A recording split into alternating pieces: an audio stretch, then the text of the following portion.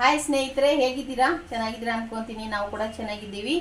ಬನ್ನಿ ನೋಡಿ, ಇವತ್ತು ನಮ್ಮ ಪ್ರಜ್ಜು ಅಡುಗೆ ಮನೇಲಿ ಬಂದಿರೋದು. ಹಾಯ್ ಮಾಡೋ ಪ್ರಜ್ಜು. ಹಾಯ್ ಹಾಯ್ ಮಾಡ್ತಾ ಇದ್ದಾನೆ ಪ್ರಜ್ಜು ಎಲ್ಲರಿಗೂ. ಬನ್ನಿ ಸ್ನೇಹಿತರೆ, ಇವಾಗ ಏನು ಮಾಡ್ತಾ ಇದ್ದೀನಿ ಅಂದರೆ, ನಾನು ಅವರೆಕಾಯಿ ಗೊಜ್ಜು, ಸಿಂಪಲಾಗಿ ಗೊಜ್ಜು ಯಾವ ಥರ ಮಾಡೋದಂತ ಶೇರ್ ಮಾಡ್ತಾ ಇದ್ದೀನಿ. ಬನ್ನಿ ನೋಡೋಣ ಏನೇನಂತ. ನೋಡಿ, ಇವಾಗ ಸನ್ಪ್ಯೂರ್ ಎಣ್ಣೆನ ಹಾಕ್ಕೊಂಡಿದ್ದೀನಿ. ಸ್ವಲ್ಪ ಎಣ್ಣೆ ಬಿಸಿ ಆಗಬೇಕು.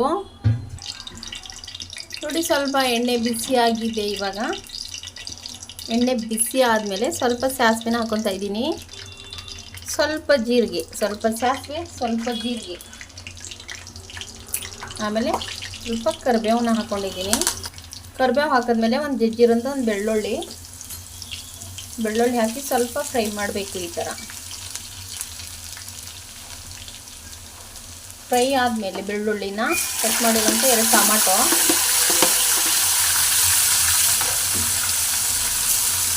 ನೋಡಿ 2 ಟೊಮಾಟೊ ಹಾಕ್ಕೊಂಡಿದ್ದೀನಿ. ಟೊಮಾಟೊ ಹಾಕ್ಬಿಟ್ಟು ಸ್ವಲ್ಪ ಚೆನ್ನಾಗಿ ಫ್ರೈ ಮಾಡ್ಕೋಬೇಕು. ನೋಡಿ, ಈ ಥರ ಸ್ವಲ್ಪ ಎಣ್ಣೆಯಲ್ಲಿ ಫ್ರೈ ಮಾಡಿದರೆ ಟೇಸ್ಟು ಚೆನ್ನಾಗಿರುತ್ತೆ. ಟೊಮಾಟೊ ಯಾವಾಗಲೂ ಫ್ರೈ ಜಾಸ್ತಿ ಮಾಡ್ಕೋಬೇಕು. ಆಮೇಲೆ ಒಂದು ಅರ್ಧ ಸ್ಪೂನಷ್ಟು ಉಪ್ಪನ್ನು ಹಾಕ್ಕೊತಾ ಇದ್ದೀನಿ. ನೋಡಿ, ಅರ್ಧ ಸ್ಪೂನಷ್ಟು ಉಪ್ಪು. ನಾನು ಆಮೇಲೆ ಉಪ್ಪು ಹಾಕ್ಕೊಳ್ಳಲ್ಲ, ಅದಕ್ಕೆ ಇವಾಗೆ ಹಾಕ್ಕೊಂಡಿದ್ದೀನಿ. ಉಪ್ಪು ಹಾಕ್ಬಿಟ್ಟು ಟೊಮಾಟೊ ಫ್ರೈ ಆಗಬೇಕು. ಉಪ್ಪು ಹಾಕ್ಬಿಟ್ಟು ಟೊಮಾಟೊ ಫ್ರೈ ಮಾಡಿದ ಮೇಲೆ ಚೆನ್ನಾಗಿರುತ್ತೆ ಟೇಸ್ಟು. ಇವಾಗ ಟೊಮಾಟೊ ಫ್ರೈ ಆಗಿದೆ ಅಲ್ವಾ, ಇವಾಗ ಸ್ವಲ್ಪ ಅವರೆಕಾಳಿತ್ತು, ಇದು ನೆನೆಸ್ಬಿಟ್ಟು ಇತ್ತಕ್ಬಿಟ್ಟು ತೆಗ್ದಿರೋಂಥ ಅವರೆಕಾಳು ಕಾಳನ್ನು ಹಾಕಿಬಿಟ್ಟು ಈ ಥರ ಫ್ರೈ ಮಾಡ್ಕೋಬೇಕು. ನೋಡಿ, ಎಣ್ಣೆಯಲ್ಲಿ ಕಾಳು ಫ್ರೈ ಮಾಡ್ಕೋಬೇಕು. ತುಂಬ ಚೆನ್ನಾಗಿರುತ್ತೆ ಫ್ರೆಂಡ್ಸ್. ಈ ಥರ ಗೊಜ್ಜು ಮಾಡ್ಕೊಂಡ್ಬಿಟ್ರೆ ಸೂಪರ್ ಟೇಸ್ಟು. ಇದು ಫ್ರೈ ಆದಮೇಲೆ ಸ್ವಲ್ಪ ಅರಿಶಿನ ಪೌಡ್ರನ್ನ ಹಾಕ್ಕೊತಾ ಇದ್ದೀನಿ. ಅರಿಶಿನ ಪೌಡ್ರ್ ಹಾಕಿಬಿಟ್ಟು ಇನ್ನೂ ಸ್ವಲ್ಪ ಫ್ರೈ ಮಾಡಬೇಕು. ಇವಾಗ ಮಸಾಲೆ ಖಾರದ ಪೌಡ್ರ್ ಹಾಕ್ಕೊತಾ ಇದ್ದೀನಿ. ನಾನು 1 ಸ್ಪೂನಷ್ಟು, 1.5 ಸ್ಪೂನ್ ಹಾಕ್ಕೊಂಡಿದ್ದೀನಿ ಮಸಾಲೆ ಖಾರದ ಪೌಡ್ರು. ನಿಮಗೆ ಯಾವ ಥರ ಬೇಕು ಆ ಥರ ಹಾಕ್ಕೊಳ್ಳಿ. 2 ಸ್ಪೂನ್ ಬೇಕಾ 1 ಸ್ಪೂನ್ ಬೇಕು?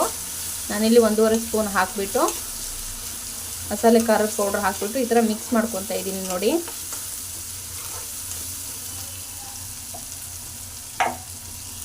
ಸ್ವಲ್ಪ ಚೆನ್ನಾಗಿ ಖಾರದ ಪೌಡ್ರ್ ಹಾಕಿಬಿಟ್ಟು ಎಣ್ಣೆಯಲ್ಲಿ ಮಿಕ್ಸ್ ಮಾಡಬೇಕು. ಟೇಸ್ಟ್ ಒಂಥರ ಡಿಫ್ರೆಂಟಾಗಿ ಬರುತ್ತೆ. ನೋಡಿ, ಫ್ರೈ ಆದಮೇಲೆ ನೀರನ್ನು ಹಾಕ್ಕೊತಾ ಇದ್ದೀನಿ. ನೋಡಿ, 1 ಗ್ಲಾಸು ನೀರನ್ನ ಹಾಕ್ಕೊಂಡಿದ್ದೀನಿ. ಅಂದರೆ ಇದು ಸ್ವಲ್ಪ ಬೇಯಿಸ್ಕೋಬೇಕು. ನೆನೆಸಿರ್ತೇವಲ್ಲ, ಇದಕ್ಕಿನ್ನ ಅವರೆಕಾಳು ಸಾಂಬಾರು ಇಲ್ಲೋ.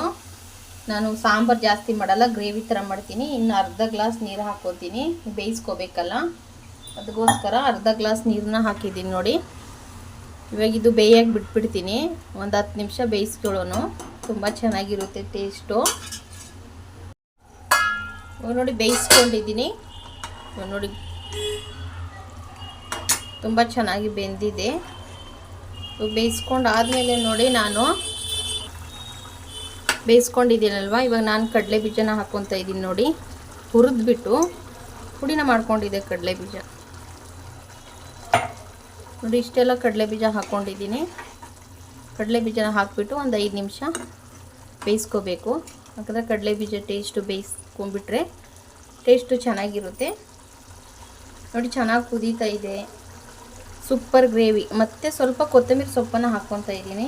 ಒಂದು ಚೂರಿತ್ತು, ಸ್ವಲ್ಪ ಕೊತ್ತಂಬರಿ ಸೊಪ್ಪನ್ನು ಹಾಕ್ಕೊಂಡಿದ್ದೀನಿ.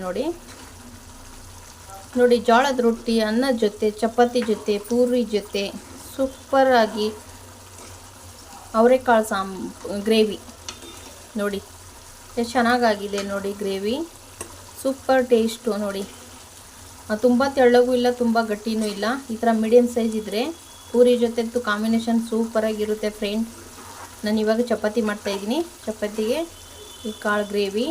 ಬನ್ನಿ, ಯಾರಿಗಾದರೂ ಇಷ್ಟ ಆಗಿದ್ದರೆ ಹಾಗೆ ಗ್ರೇವಿ ನೋಡಿ, ತುಂಬ ಇಷ್ಟ ಆಗುತ್ತೆ. ಈ ಥರ ದೋಸೆ ಜೊತೆನೂ ತಿನ್ಬೋದು ಫ್ರೆಂಡ್.